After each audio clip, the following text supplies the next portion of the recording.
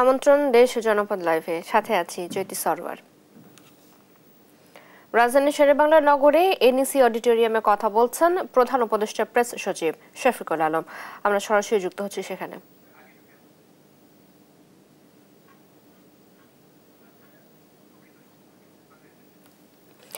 দর্শক দুঃখিত, সংযুক্তি বিচ্ছিন্ন হয়েছে, আমরা পরবর্তীতে আবারও চেষ্টা করব যুক্ত হওয়ার জন্য। সারা দেশের মতো ময়মনসিংহ চট্টগ্রামে চলছে অপারেশন ডেভিল হান্ট। এই বিষয়ে আরো জানাতে যুক্ত হচ্ছেন সহকর্মী ইলিয়াস আহমেদ ও AKM নাজিম। প্রথমে চলে যাচ্ছে ময়মনসিংহে। ইলিয়াস, এখনো পর্যন্ত কতজনকে গ্রেপ্তার করা হয়েছে জানাবেন? ডেভিল হান্ট কার্যক্রমে আমরা দেখেছি প্রতিদিন দৈনিক গড়ে 15 থেকে 20 জন করে কিন্তু গ্রেপ্তার করা হচ্ছে। অর্থাৎ যাদেরকে গ্রেপ্তার করা হচ্ছে তারা বিভিন্ন অপরাধী, সেই বিষয়টি পুলিশ আমাদেরকে বলছেন।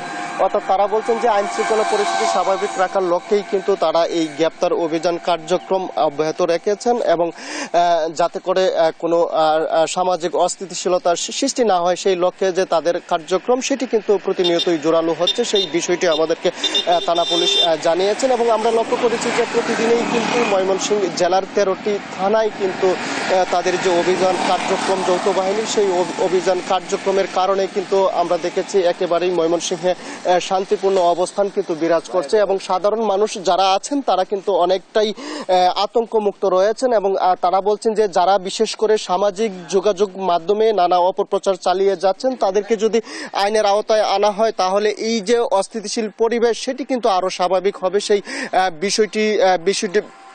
সেই বিষয়টি কিন্তু তারা বলছিলেন। অর্থাৎ আমরা এখন রয়েছি ময়মনসিংহের গফরগাঁও এলাকায় রয়েছি। এই এলাকাটি কিন্তু বরাবরের মতো কিন্তু এই এলাকার সাধারণ মানুষ কিন্তু বেশিরভাগ সময় রাজনৈতিক পট পরিবর্তনের পর কিন্তু তারা অনেকটাই আতঙ্কগ্রস্ত হয়ে পড়েন। আমরা দেখেছি যে যৌথ বাহিনীর প্রতিনিয়ত টহল কার্যক্রমের কারণে কিন্তু এই এলাকার অবস্থা কিন্তু অনেকটাই স্বাভাবিক শান্ত রয়েছে। আমরা যদি এখানকার একজনের সঙ্গে একটু যুক্ত হতে চাই, জানতে চাই এই যে আতঙ্ক, প্রতিনিয়ত নানা ঘটনা ঘটছে দেশের বিভিন্ন জায়গায়, আপনার এলাকার অবস্থা কি? ইনশাল্লাহ আমার এলাকায় অবস্থান সুন্দর। আমাদের এলাকায় পুলিশ দুবার টল দিচ্ছে, এমনকি সেনাবাহিনীও আসতেছে। এই কতক্ষণ আগেও সেনাবাহিনী আমাদের এলাকা দিয়ে গেল। এটাই হলো আমার উত্তর। আর আমাদের এলাকায় কোনো সন্ত্রাস এবং কোনো খারাপ কার্যকলাপ চলে না। এখানে পরিস্থিতি অত্যাধিক সুন্দর। আমরা শান্তিতে আছি এখনো, ইনশাল্লাহ আশা করি অদূর ভবিষ্যতে শান্তিতেই থাকবো। তিনি বলছিলেন যে তার এলাকার অবস্থা কিন্তু অনেকটাই শান্ত রয়েছে, এবং সেনাবাহিনী সহ যৌথ বাহিনীর যে টহল সেটি কিন্তু নিয়মিত হচ্ছে, সেই বিষয়টি বলছিলেন। এবং আমরা এই বিষয়টি নিয়ে নাগরিক নেতাদের সঙ্গেও কথা বলার চেষ্টা করেছিলাম। তারা যেমনটি বলছেন যে এই যে যৌথ বাহিনীর অভিযান সেটি যদি অব্যাহত থাকে তাহলে সমাজে যারা অপরাধী রয়েছেন তারা কিন্তু গা ঢাকা দিবেন, অন্যথায় তাদেরকে গ্রেপ্তার করে যে আইনের আওতায় আনা হচ্ছে এতে করে সমাজে কিন্তু শান্তি ফিরে আসছে, সেই বিষয়টি তারা বলছিলেন। এই ছিল আমার কাছে ময়মনসিংহ থেকে সর্বশেষ। ইলিয়াস, ধন্যবাদ আপনাকে। চট্টগ্রামের অপারেশন ডেভিল হান্টের বিষয়ে আমরা পরবর্তীতে জানবো। এই মুহূর্তে রাজধানীর শেরেবাংলা নগরে এনইসি অডিটোরিয়ামে চলে যাচ্ছে, কথা বলছেন প্রধান উপদেষ্টা প্রেস সচিব শফিকুল আলম। ডিসিশনটা নিলে কি ইমপ্লিকেশন হবে ওই ভয়ে আপনি কি করলেন, আপনি না তাহলে একটা ইন্টারমিনিস্ট্রিয়াল কমিটি করে দেন। ইন্টারমিনিস্ট্রিয়াল কমিটি আপনার তখন সুযোগ পেয়ে যায়, সে বলে যে আমরা একটা 3টা মিটিং করে অন্তত একটা। তাই আপনি দেখেন যেই জিনিসটা আপনি আজকে আপনি ডিসিশন নিতে পারলেন, এটা একটা কমিটি করলেন, কমিটি করার পরে 3-4 দফা ইন্টারমিনিস্ট্রিয়াল মিটিং হলো, হওয়ার পরে যা ওই ঠিকই ওই জিনিসটাই হলো, বাট 3 মাস পরে। ততদিনে হয়তো বা একটা ইনভেস্টর আর বাংলাদেশ না দরকার নেই, বাংলাদেশ তার কাছে তো এভরি ডে কাউন্টস। এই জায়গাগুলো আমাদের আসলে অ্যাড্রেস করা হয়নি। এই জায়গাগুলো খুব, যেই ফিউচার গভর্নমেন্টে যেই আসবে তার মনে রাখতে হবে যে এভরি আওয়ার কাউন্টস। আপনি একদিন দেরি করে, আমরা কোরিয়ান ইপিজেডে আমরা দেরি করার কারণে আমরা বিলিয়নস অফ ডলার্স ইনভেস্টমেন্ট হারিয়েছি। কিভাবে হারিয়েছি? পিয়াকসুন চাচ্ছিলেন স্যামসাং সহ পুরো বড় বড় ইনভেস্টরদেরকে কোরিয়ান ইপিজেডে আনতে। উনি যখন দেখলেন যে তার এই কি জন্য কোরিয়ান ইপিজেডে ইনভেস্টমেন্ট মানে ল্যান্ডের ইস্যুটা সেটেল হয় নাই, ইচ্ছা করে নাই, যাতে তাকে ওই চিটাংয়ের কিছু এই পতিত স্বৈরাচারের যারা ক্লোজ যারা ছিল বিজনেস, তারা চায় না যে সেই কাজগুলো করুক। ওর হাতে এত বড় ল্যান্ডটা যাক। কিন্তু তখন যদি সে আনতে পারতো কোরিয়ান থেকে ইনভেস্টর, হয়তো স্যামসাং যে ইনভেস্টমেন্টটা ভিয়েতনামে করেছে সেই ইনভেস্টমেন্টটা বাংলাদেশে হতো, ঠিক না? আমাদের এভরিডে তো ম্যাটার করে। আপনি এভরিডে আপনি একটা দিন নষ্ট করবেন আপনার এফিসিয়েন্সি গান। তো এই জায়গাটা এই গভর্নমেন্ট যেটা চাচ্ছে they are making up loss time. তারা যত দ্রুত একটা কাজ করা যায় এবং এটা কতটা এফিসিয়েন্টলি করা যায়। আর আপনার সেকেন্ড কোশ্চেন ছিল হলো আদানির বিষয়ে। তো অলরেডি আপনি ধরেন একটা ন্যাশনাল কমিটি করা হয়েছে, বেশ আদানি কেন অনেকগুলো এই যেগুলো পাওয়ার বড় বড় পাওয়ারের ডিল সেগুলো রিভিউ করছেন। আর রিভিউ করার জন্য যে সক্ষমতা, ইচ্ছা করলেই তো আপনি একজনকে দিলেন একটা সেক্রেটারি বা একটা জয়েন্ট সেক্রেটারি, ওনার কি সেই সক্ষমতাটা আছে কিনা, মানে এই জিনিসগুলো তো ইন্টারন্যাশনাল ল। অ্যান্ড এই ইন্টারন্যাশনাল ল আপনার দেখতে হলে তখন আপনার ইন্টারন্যাশনাল এক্সপার্ট লাগে, লিগাল ফার্মকে দিয়ে দেখাতে হয় যে না এটা কতটুক মানে রিভিউ করতে হয়। আমি তো হঠাৎ করে আউট অফ নাথিং আমি হঠাৎ করে তো আর বলতে পারি না যে এইটা এই চুক্তিটা এরকম হয়েছে, এটা এইটা করতে হবে। তো সেই জন্য তো ইন্টারন্যাশনাল ল ফার্ম এবং আমরা যেগুলো ডিউ প্রসেস গ্লোবালি সেটাই আমরা করছি। আসসালামু আলাইকুম, আমার নাম মোহাম্মদ ইসলাম, আমি ফাইন্যান্সিয়াল আর বিজেপির এক্সিকিউটিভ মেম্বার। বলেন। আমি দুইটা প্রশ্ন করতে চাই। একটা হলো আপনি বন্দর নিয়ে বলতেছিলেন, বিদেশি বিনিয়োগ নিয়ে বলতেছিলেন।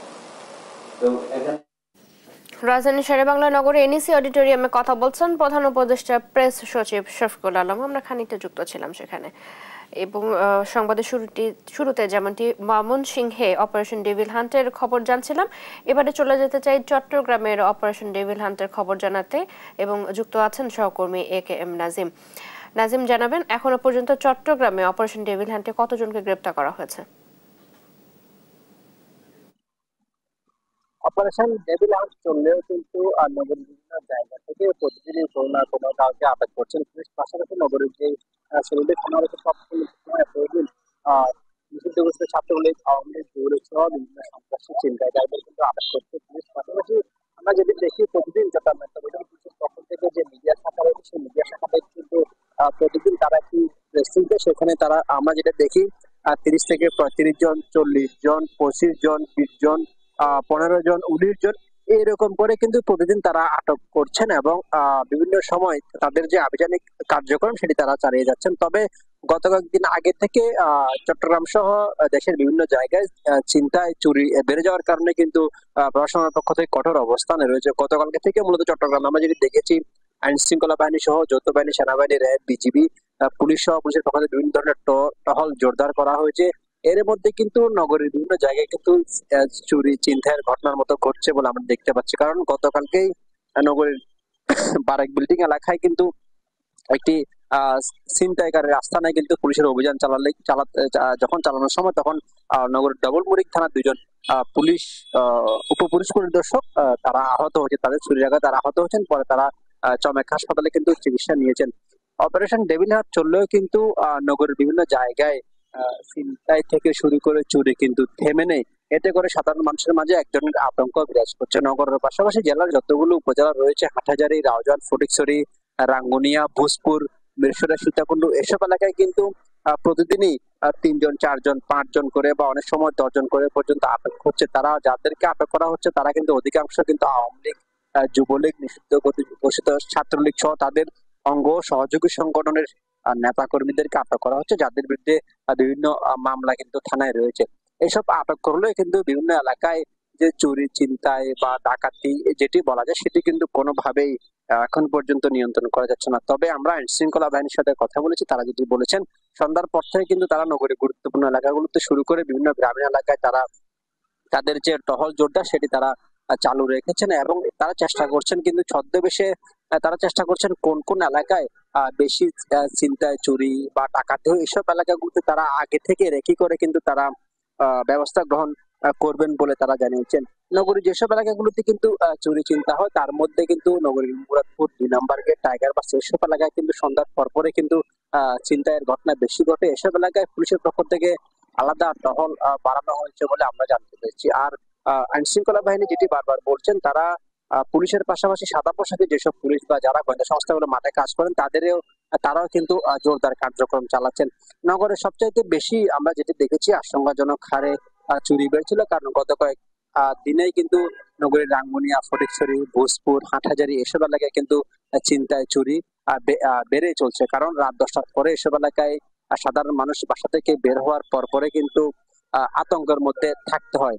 এবং আরো একটি বিষয় যেটি আইন শৃঙ্খলা বাহিনীর পক্ষ থেকে আমাদেরকে জানানো হয়েছে, এবং কয়েকজন শীর্ষ পুলিশ কর্মকর্তা যেটি নাম প্রকাশ না করা সত্ত্বে বলেছেন, নগরীর বিভিন্ন জায়গায় যখন বিভিন্ন অপরাধীদেরকে আটক করা হয় বা নিষিদ্ধ ঘোষিত ছাত্রলীগের কাউকে আটক করা হয় বা আওয়ামী লীগ বা যুবলীগের কাউকে আটক করা হয়, তখন আটক করার পরেই কিন্তু কয়েকটি রাজনৈতিক দলের শীর্ষ নেতারা কিন্তু থানায় গিয়ে তদবির চালায়। এতে করে একজনের চাপে পড়তে হয় পুলিশ বা আইন শৃঙ্খলা বাহিনীর সদস্যদেরকে। তো পুলিশের পক্ষ থেকে বলা হচ্ছে, যদি কাউকে আটক করা হয়, সুনির্দিষ্ট অভিযোগের ভিত্তিতে যদি কাউকে পুলিশ আটক করে, তাহলে যদি কোনো রাজনৈতিক দলের নেতা কর্মী যদি তদবির করেন বা থানায় ঘেরাও করেন, এতে করে আসলে পুলিশের মধ্যে এক ধরনের অস্বস্তি বোধের পাশাপাশি তারা চাপে থাকেন।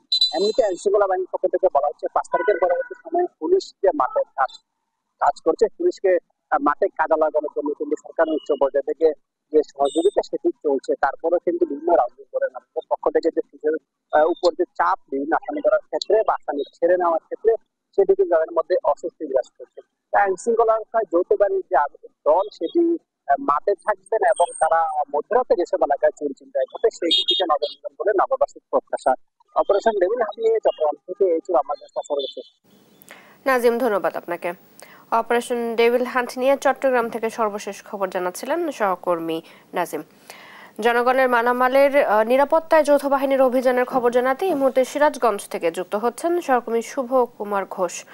শুভ, মহাসড়কে কি ধরনের অভিযান দেখছেন জানাবেন।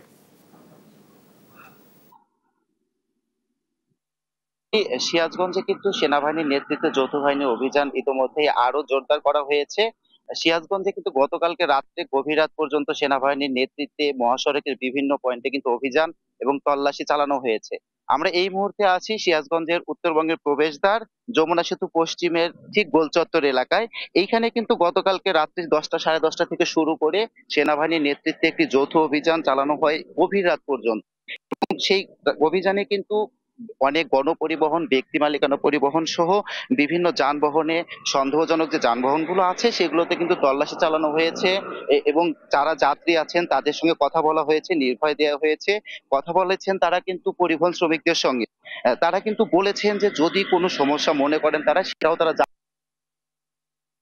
তো আমরা তখন কথা বলেছিলাম যে পরিবহন শ্রমিক আছেন, সেই পরিবহন শ্রমিক সহ যারা যাত্রী আছেন তাদের সঙ্গে। তারা কিন্তু বলেছেন যে এই মহাসড়কে কিছুদিন আগেই আপনি জানেন, অবগত আছেন যে ঢাকা টাঙ্গাইল রাজশাহী মহাসড়কে একটি চলন্ত বাসে ডাকাতি এবং অপরাধমূলক কর্মকাণ্ড হয়েছে। তারপরে থেকে কিন্তু কিছু যাত্রী এবং গণপরিবহনের শ্রমিকরা একটু আতঙ্কিত। তারা কিন্তু এই অভিযানকে সাধুবাদ জানিয়ে বলেছেন যে যদি মহাসড়কের বিভিন্ন পয়েন্টে এভাবে সেনাবাহিনী এবং যৌথ বাহিনী থাকে, তাহলে তারা কিন্তু চলাচল করতে পারেন। আমরা এই বিষয়গুলো নিয়ে কিন্তু কথা বলেছিলাম সেনাবাহিনীর কিছু ঊর্ধ্বতন কর্মকর্তাদের সঙ্গে। তারা কিন্তু বলেছেন যে মানুষের জানমালের যে নিশ্চয়তা, সেইটা নিশ্চয়তা নিশ্চিত করার পাশাপাশি মহাসড়কে যেন কোনো অপরাধমূলক কার্যক্রম না হয় সেই বিষয়গুলো তারা খুব জোরালোভাবে দেখছেন। তারা কিন্তু শুধু এখানে যে অভিযান চালিয়েছেন তারা কিন্তু এই মহাসড়কের বিভিন্ন পয়েন্টে তারা রাউট দিয়েছেন। তারা কিন্তু যে অভিযান, তাদের যে অভিযানের যে অংশ হিসেবে তারা বিভিন্ন পয়েন্টে দাঁড়িয়েছেন, তারা অনেকের সঙ্গে কথা বলেছেন, তারা খোঁজ খবর নিয়েছেন। তারা কিন্তু চেষ্টা করছেন যে শুধু এই মহাসড়ক সহ আশেপাশে যারা আছেন তাদের যেন জীবনমানটা সুন্দর থাকে, স্বাভাবিক থাকে এবং কোনো প্রকার আইন শৃঙ্খলা পরিস্থিতি যেন অবনতি না হয়। তারা কিন্তু বলেছেন, সেনাবাহিনীর পক্ষ থেকে বলা হয়েছে যে মানুষ যেভাবে আছেন, মানুষের নির্ঘুম রাত এরকম আমরা কখনো দেখতে চাই না। আমরা চাই মানুষ শান্তিতে ঘুমাক। হ্যাঁ, মানুষ যেভাবে আছেন, সুন্দরভাবে আছেন, আমরা এই সুন্দরটা যেন তারা থাকতে পারেন। তারা যেন আমাদের উপর ভরসা রাখেন, দেশের আইন শৃঙ্খলার প্রতি ভরসা রাখেন, সেই আস্থার জায়গাটা যেন আমরা ঠিক রেখে কাজ করতে পারি, এইটাই আমাদের লক্ষ্য আছে এবং সেই লক্ষ্য অনুযায়ী আমরা কাজ করে যাচ্ছি। যদি এই ছিল সিরাজগঞ্জ। খুলনা প্রকৌশল ও প্রযুক্তি বিশ্ববিদ্যালয় প্রশাসনের নির্দেশ অনুযায়ী হল ছাড়তে শুরু করেছে শিক্ষার্থীরা। এ নিয়ে আরো জানাতে কুয়েট ক্যাম্পাস থেকে সরাসরি যুক্ত হচ্ছেন সহকর্মী নুরুল ইসলাম রকি।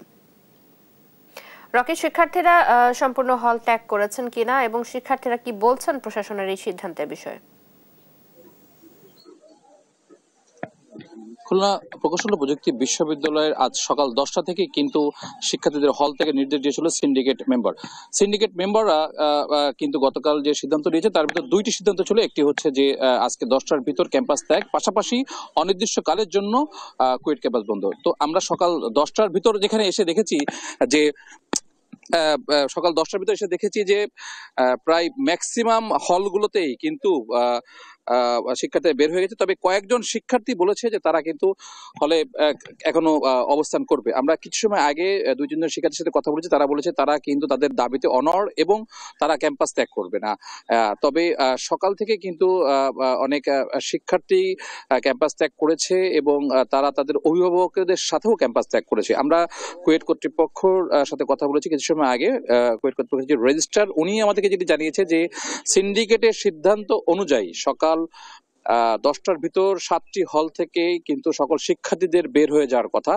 3500-এরও বেশি শিক্ষার্থী কিন্তু এই হলগুলোতে রয়েছে, কিন্তু এখনো সবগুলো হল থেকে কিন্তু শিক্ষার্থী যায় নাই। আমরা এই মুহূর্তে যে ডক্টর এম এ রশিদ হলে অবস্থান করছি, আমরা এখানে যেটা জানতে পেরেছি এখনো এই হলে কিন্তু প্রায় 5 থেকে 7 জন শিক্ষার্থী আছে। এভাবে কিন্তু বিচ্ছিন্নভাবে আপনার হলে কিন্তু শিক্ষার্থীরা অবস্থান করছে এবং তারা আমাদেরকে যেটি জানিয়েছে যে হলগুলোতে তারা অবস্থান করবে কারণ তাদের নিরাপত্তার ব্যাপার আছে, পাশাপাশি তাদের পড়াশোনার যে ক্ষতি আসলে পুষিয়ে নেওয়া সব মিলাই কিন্তু তারা কিন্তু হল থেকে যেতে চাচ্ছিল না। কিন্তু প্রশাসনের এই সিদ্ধান্তে তারা বিব্রতকর অবস্থায় এবং তারা হল থেকে ছেড়ে যাবে কিনা এই সিদ্ধান্তহীনতায় এখনো আছে। তো কুয়েট থেকে এটা ছিল আমার কাছে সর্বশেষ সংবাদ।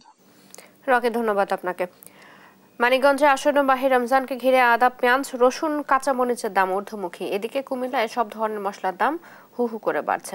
বিস্তারিত জানাতে সরাসরি যুক্ত হচ্ছেন সহকর্মী আব্দুল আলিম ও সুমন কবির। প্রথমে চলে যাচ্ছে মানিকগঞ্জে। আলিম, এ নিয়ে ক্রেতা বিক্রেতাদের প্রতিক্রিয়া কেমন দেখছেন? বাজার মনিটরিং শুরু হয়েছে কিনা জানাবেন। মানিকগঞ্জে দুদিন পরে কিন্তু মাহে রমজান, এই রমজান উপলক্ষেই ব্যবসায়ীদের কাজ সাজিতে কিন্তু কিছু নিত্যপণ্যের বাজার কিন্তু ঊর্ধ্বমুখী। তো এই ঊর্ধ্বমুখীতে কিন্তু অনেকটাই অসন্তুষ্ট প্রকাশ করেছেন সাধারণ ক্রেতা এবং ভোক্তারা। আজ আমরা সকাল থেকে বাজার ঘুরে যেটি দেখতে পেয়েছি যে আদার দাম গত 15 দিন আগে ছিল 80 টাকা কেজি, আজ বিক্রি হচ্ছে 140 টাকা। রসুন ছিল 160 টাকা, আজ বিক্রি হচ্ছে 240 টাকা। কাঁচামরিচ ছিল 60 টাকা কেজি, আজ বিক্রি হচ্ছে 100 টাকা কেজি। তো আর যে এলাচ, যে মশলার বাজার, সেই এলাচের প্রতি কেজিতে বেড়েছে প্রায় 2000 টাকা। তো এতে করে কিন্তু সাধারণ যে যারা ক্রেতা এবং ভোক্তা রয়েছেন তারা কিন্তু বলছেন যে বাজার মনিটরিং এবং না থাকার কারণেই ব্যবসায়ীদের কারসাজিতে কিন্তু এইসব পণ্যের দাম বাড়ছে। তো এই রমজান আসলেই যে প্রতি বছরই যে বাজারে ঊর্ধ্বগতি হয়, এতে করে কিন্তু সাধারণ ক্রেতা এবং ভোক্তারা কিন্তু অনেকটা দীর্ঘশ্বাস ফেলতে হচ্ছে। তো অপরদিকে আরেক যেটি বলতে হয় যে বাজারে কিন্তু যে বোতলজাত যে ভোজ্য তেল, যে সয়াবিন তেল, সেই সয়াবিন তেল কিন্তু বাজার থেকে উধাও হয়েছে এবং এই বাজারে কিন্তু মিলছেই না এই সয়াবিন তেলের। তো আমরা ব্যবসায়ীদের সাথে কথা বলেছি, ব্যবসায়ীরা যেটি বলছেন যে এই তেল আমদানিকারক যারা রপ্তানিকারক যারা, এবং তারা যে এই তেল নিতে হলে তাদেরকে আরো দুটি পণ্য তাদেরকে নিতে হয়, যে কারণে তারা অনেকটাই এই অসন্তুষ্ট প্রকাশ করেছে যে তারা এই তেল বাজারে উঠাতে পারছেন না এবং যারা সাপ্লায়ার তারাও এই তেল সরবরাহ করছেন না বলে তারা অভিযোগ করেছেন। তো আমরা এ বিষয়ে কথা বলেছি মানিকগঞ্জ জেলা কনজুমার অ্যাসোসিয়েশন অফ বাংলাদেশ যে ক্যাবের যে সাধারণ সম্পাদক শামসুন নবী তলি, তার সাথে তিনি যেটি অভিযোগ করে বলেছেন তারা নিয়মিত জেলা প্রশাসনের সাথে বৈঠক করেছেন, তারা তারা বলছেন যে রমজানের আগেই বাজার মনিটরিংটি যেন জোরদার করা হয়, তাহলে এই রমজানের শক্তিতে অনেক বাজার করতে পারবে, যাতে বাজারটা নিয়ন্ত্রণে থাকে। কিন্তু তাতেও কিন্তু কোনো সুফল আসেনি। তো জেলা প্রশাসনের পক্ষ থেকেই তেমন কার্যত কোনো বাজার মনিটরিং এর ব্যবস্থা করা হয়নি। তো আমরা এই বিষয়ে কথা বলেছি ভোক্তা অধিকার সংরক্ষণ অধিদপ্তরের কর্মকর্তাদের সাথে। তারা যেটি বলছেন, তারা নিয়মিত চেষ্টা করছেন বাজার মনিটরিং করার জন্য। তারা চেষ্টা করছেন যে বাজার যাতে নিয়ন্ত্রণে থাকে এবং সাধারণ ক্রেতাদের নাগালের মধ্যে থাকে, সেজন্য তারা বাজার মনিটরিং জোরদার করবে। আমরা জেলা প্রশাসনের সাথে কথা বলেছি। জেলা প্রশাসন যেটি বলছেন যে তারা গত 2 দিন আগে তারা ব্যবসায়ীদের নিয়ে বৈঠক করেছেন। তারা ব্যবসায়ীদেরকে অনুরোধ করেছেন যাতে রমজান উপলক্ষে কোনো বাজার ঊর্ধ্বগতি না হয়, সেক্ষেত্রে তারা ব্যবসায়ীদের অনুরোধ করেছেন। কিন্তু ব্যবসায়ীদের অভিযোগ যে কোম্পানিগুলো এর সাথে সম্পৃক্ত, সেই কোম্পানির যারা রয়েছেন তারা নিয়মিত এই সরবরাহ না করার কারণে এই বাজারে এই ঊর্ধ্বগতি দেখা দিয়েছে। তো তারা চেষ্টা করছেন যে বাজার মনিটরিং জোরদার করে বাজার নিয়ন্ত্রণে রাখার জন্য, রমজানে যাতে কোনো পণ্যের দাম বাড়ে। কিন্তু ভোক্তাদেরও দাবি যে এই রমজান আসলে কেন এই ব্যবসায়ীরা সিন্ডিকেট করে এই সব পণ্যের দাম বাড়ায়, তার কারণ খুঁজে বের করে প্রশাসন যেন কার্যত পদক্ষেপ নেয়। তো এই ছিল আমার কাছে মানিকগঞ্জের বাজার নিয়ে সর্বশেষ খবর। আমরা এখন চলে যাব কুমিল্লাতে, আমাদের সহকর্মী সুমন কবি রয়েছেন তার কাছে। সুমন।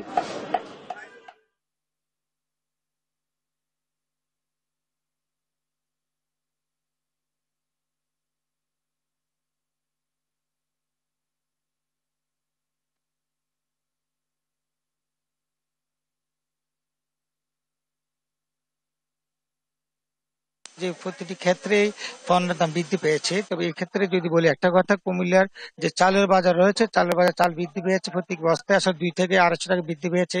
আপনার যদি তেলের দাম, বাজার তেলের সংকট রয়েছে, আদার দাম বৃদ্ধি পেয়েছে, রসুন, পেঁয়াজ একটু দাম কমেছে। এবং যদি বলি চিনির দাম একটু আগের মধ্যে রয়েছে। আসলে বাজার যে সিন্ডিকেটের যে অবস্থা, সিন্ডিকেটের আসলে এই কারসাজি বলছে কারা, ক্রেতা এবং বিক্রেতা দুজনের অভিযোগ সিন্ডিকেটের কারণে এটা হচ্ছে। তো আমি যদি এখন বাজারের যে বিক্রেতার সাথে কথা বলতে চাই, আসলে আপনার যে আসন্ন রমজান উপলক্ষে দাম কেমন বৃদ্ধি পেয়েছে এবং এই আপনার দাম কমার সম্ভাবনা আছে কি? না, এই তো এখন তো পেঁয়াজ রসুন আদা দাম বাদ দিয়ে আসলে অন্য জিনিসের দাম একটু বেশি। তেল এক জিনিস তো পাওয়াই যাচ্ছে না। তেল তো কন্ডিশন ছাড়া কোনোভাবে তেল মিলানো যাচ্ছে না। সবকিছু মিলিয়ে আংশিক কয়েকটা আইটেমের দাম বাদ দিয়ে অন্য জিনিসের দাম অনেক বেশি। এই আর যেটা বলছিলেন, আসলে আপনাদের ক্রেতা আসলে জিনিসপত্রের দাম আমার ক্রয়ের সাথে কি আপনার এই দামের কোন বৃদ্ধি হচ্ছে? এটা কি আয়ের সাথে কি সমস্যা আছে কিনা? কাঁচা বাজার একটু দাম বেড়েছে মনে হচ্ছে। লেবু কয়েকদিন আগেই তো অনেক কমে পাচ্ছিলাম, কিন্তু আজকে হঠাৎ করে দেখে অনেক দাম বাড়া। সম্ভবত এটা রমজানের জন্য, এই আর কি। আর মূলত আমি বাজার বেশি একটা করি না, তো আমার খুব আইডিয়া কম। বাজার মনিটরিং এর যে অবস্থা আমরা দেখেছি, আসলে জেলা প্রশাসন পক্ষ থেকে বাজার মনিটরিং এর তেমন একটা পদক্ষেপ নিতে আমরা দেখিনি। এবং বক্তার সাথে কথা বলেছি, তারও আসলে পর্যাপ্ত লোকবল না থাকার কারণে আসলে বারবার দোষারোপ করে আসছেন যে লোকবল না থাকার কারণে আসলে বাজার মনিটরিং ওইভাবে করা যাচ্ছে না। তবে এই বিষয়ে যখন জেলা প্রশাসনের কথা বলেছি, তারা আসলে ব্যবসায়ীর সাথে কথা বলেছেন। তারা বলছেন ব্যবসায়ীদেরকে রমজান উপলক্ষে যাতে কোনো বিষয়ে দাম বৃদ্ধি না করা হয়, সেদিক থেকে প্রতিটি বাজার আমরা ঘুরে দেখেছি যে বাজার সিন্ডিকেটের কারণে আসলে বাজারের আসন্ন রমজান উপলক্ষে বাজারের প্রতিটি পণ্যের দাম বৃদ্ধি পাচ্ছে। বিশেষ করে আমি মশলার বাজারটা আসলে অনেক বেশি বৃদ্ধি পেয়েছে উদ্যোগতি। এবং সেই দিক থেকে যদি বলি, প্রতিটি বাজারে তেলের বোতলজাত তেল পাওয়া যাচ্ছে না। এবং কোম্পানিগুলো বোতলজাত তেল দিলেও বিভিন্ন পণ্য কিনতে হয়, 10,000 টাকা তেল কিনলে 20,000 টাকার অন্য পণ্য কিনতে হয়। এই কারণে আসলে যারা দোকানদার রয়েছে তারা আসলে তেল নিতে চান না, বোতলজাত তেল। খোলা সয়াবিন তেলের দাম বেশি হয়, আসলে বোতলজাত তেলের দাম কম হওয়ার কারণে এই ঘটনাটা ঘটেছে বিভিন্ন কোম্পানির কারণে। আসলে সবকিছু মিলিয়ে বলা চলে কুমিল্লা প্রতিটি বাজারে দেখেছি সিন্ডিকেটের থাবা যেন মুক্ত হতে পারছে না কুমিল্লা বাজার গুলো। জেলা প্রশাসন এই বিষয়ে পদক্ষেপ নেবেন বলে আমাদেরকে আশ্বস্ত করেছেন এবং বাজার কমিটি নিয়ে বসেছেন এবং আবারও তার বাজার মনিটরিং বৃদ্ধি করবেন, সেটা আমাদেরকে জানছে। এই ছিল কুমিল্লা বাজার থেকে সর্বশেষ। রাজবাড়ী জেলায় সড়কের দুপাশ দিয়ে গড়ে উঠেছে প্রায় শতাধিক অবৈধ ইটভাটা। আবার কয়লা পরিবর্তে পুরানো হচ্ছে কাঠ। বিস্তারিত জানাতে যুক্ত হচ্ছেন সহকর্মী শফিকুল ইসলাম শামীম। অবৈধ ইটভাটা বন্ধে সংশ্লিষ্ট কর্তৃপক্ষ কোনো কার্যকর পদক্ষেপ নিচ্ছে কিনা জানাবেন। ধন্যবাদ চৈতি। আপনি যেমনটি জানাচ্ছেন যে রাজবাড়ী জেলায় অসংখ্য ইটভাটা রয়েছে, আমি রাজবাড়ী সদর উপজেলার চরদরপুর নারায়ণপুর এলাকার যে ইটভাটাটি রয়েছে, এই ইটভাটা শহর জেলার প্রায় শতাধিক ইটভাটা রয়েছে। তো আমি সংশ্লিষ্ট কর্তৃপক্ষের সাথে কথা বলেছি, তারা জানিয়েছেন অধিকাংশই ইটভাটা কিন্তু অনুমোদনবিহীন গড়ে উঠেছে। তো এই যে ইটভাটাটি আমি দাঁড়িয়েছি, সেই ইটভাটার পাশেই কিন্তু একটি সরকারি প্রাথমিক বিদ্যালয় রয়েছে। এই প্রাথমিক বিদ্যালয়টির পাশ দিয়ে কিন্তু একটি পাকা রাস্তা রয়েছে। সেই পাকা রাস্তায় কিন্তু স্কুলটার ঘেঁষে যেভাবে ইটভাটাটি গড়ে উঠেছে, এইরকমই কিন্তু জেলার যে অসংখ্য ইটভাটা কিন্তু এইরকমই গড়ে উঠেছে। সেই পাকা রাস্তার কোনো চিহ্ন কিন্তু আমরা দেখতে পাচ্ছি না। তো এই ইটভাটা পাশে যে ইটভাটা গড়ে ওঠার কারণে স্কুলের যে শিক্ষার্থীরা রয়েছে, যা শিক্ষক রয়েছে, তারা কিন্তু চরম দুর্ভোগে পড়ে এবং ধুলা বালিতে কিন্তু তাদেরকে স্কুল করায় চরম দুর্ভোগে পড়তে হয় বলে এই সকল শিক্ষার্থীরা বা স্কুলের যে শিক্ষকরা আমাদেরকে জানিয়েছেন। আরেকটি বিষয়, এই রোড দিয়ে যে সকল যানবাহন, ছোট ছোট যানবাহন চলাচল করে, সে সকল যানবাহনও কিন্তু স্বাভাবিক চলাচল করতে পারে না। পাশাপাশি যে এই যে দুই রাস্তার দুই পাশে যারা বসতি রয়েছেন, তাদেরও কিন্তু চরম দুর্ভোগ পোহাতে হয় বলে তারা জানিয়েছেন। তাদের কিন্তু স্বাভাবিক যে চলাচল, সেই চলাচলটা কিন্তু করতে পারে না বলে তারা জানিয়েছেন। আরেকটি বিষয় যদি বলি, যে এই যে ইটভাটাটি রয়েছে, এই ইটভাটার মতোই কিন্তু রাজবাড়ী জেলার যে অসংখ্য ইটভাটা রয়েছে, সব একই রকম কিন্তু মহাসড়কের পাশে বা আঞ্চলিক যে সড়কগুলি রয়েছে, সেই সড়কগুলির পাশে কিন্তু গড়ে উঠেছে। আর সেই গড়ে ওঠার কারণে সে সকলের ইটভাটার পাশ দিয়ে যারা বসতি রয়েছেন, তাদের স্বাভাবিক চলাচল কিন্তু করতে পারে না, বা আশপাশে কিন্তু তারা চলাচল না করতে পারার কারণে তাদেরকে নানা প্রকার দুর্ভোগ পোহাতে হয়। সব মিলে বলা যায় রাজবাড়ী জেলায় শতাধিক ইটভাটা রয়েছে। সেই শতাধিক ইটভাটার অধিকাংশ ইটভাটায় অনুমোদনবিহীন রয়েছে, আর অনুমোদনবিহীন থাকার কারণে তারা কিন্তু অবৈধভাবে চালাচ্ছে। আর এই সকল ইটভাটার কারণেই এই আশপাশে যে বসতি রয়েছে বা রাস্তা দিয়ে যারা চলাচল করে, তারা স্বাভাবিক চলাচল করতে পারে না। তাদের দাবি অচিরেই যেন এই বিষয়টি সমাধান করা হয়। এই ছিল রাজবাড়ী জেলার ইটভাটার সর্বশেষ সংবাদ। চৈতি।